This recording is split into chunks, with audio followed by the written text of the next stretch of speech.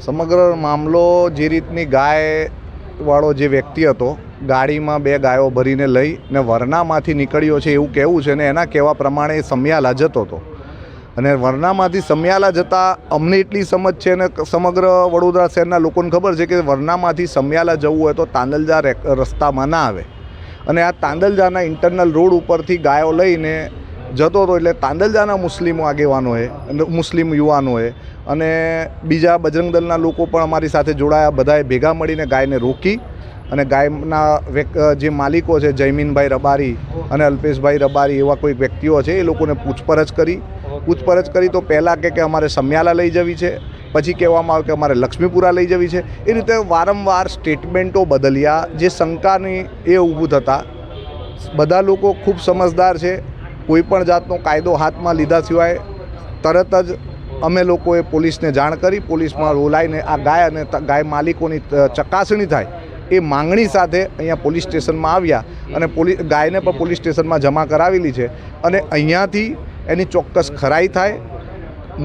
જે રીતના બદનામી કરવા માટે ખોટા કારસા થતા હોય તો એ કારસા જો કરવા માટે આવું તો કોઈક એજન્ડા રૂપ ગઈ હોય તો એની પણ તપાસ થાય એવી અમારી માંગણી છે. અને આજે અમે લોકો અહીંયા પોલીસ સ્ટેશનમાં પીઆઈ સાહેબને મળ્યા છે અને પીઆઈ સાહેબને રજૂઆત મૂકેલી છે કે આ ગાયની સાચી તપાસ કરવામાં આવે, ગાયના સાચા માલિકો પાસેથી. કારણ કે જ્યારે ગાય તમે એક સ્થાનેથી માન લો કોઈ વ્યક્તિ ખરીદે છે ને એક વ્યક્તિ વેચે છે તો ખરીદનાર અને વેચનાર બંનેના જ્યાંથી વરનામાંથી ખરીદી છે ગાય તો વરનામાંથી ત્યાંના તલાટીનું કે સરપંચનું લખાણ જોઈએ એવી કોઈ કાર્યવાહી કરવામાં આવી નથી. એટલે અમને શંકા હતી અને શંકાના આધારે અમે ગાયને પકડી.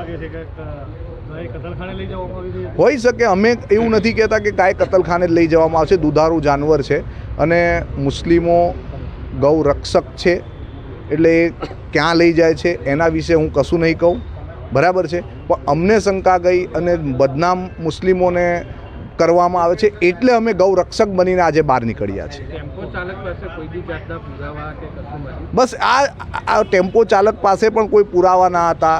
જ્યારે પણ કોઈક આવું જાનવર ઇવન કે બકરા કે પાડા પણ જ્યારે કોઈક સ્થાને લઈ જવામાં આવે તો એના માટે જે તે ગામના તલાટીનું લખાણ જોઈએ ને એ પ્રક્રિયા નથી પૂર્ણ કરી. એટલે અમે એવું કીધું ભાઈ તું કાયદેસરનો માણસ છે તો કાયદેસરના પુરાવા આપ અને એ પુરાવા આપીને જો તું સાચો માણસ છે તો પુરવાર કર. પણ એની અમારી અંગત પૂછપરછની અંદર એ વ્યક્તિના જવાબો, સ્ટેટમેન્ટો બદલાયા એ શંકાના કારણે અમે પોલીસ સ્ટેશન લાવ્યા છે.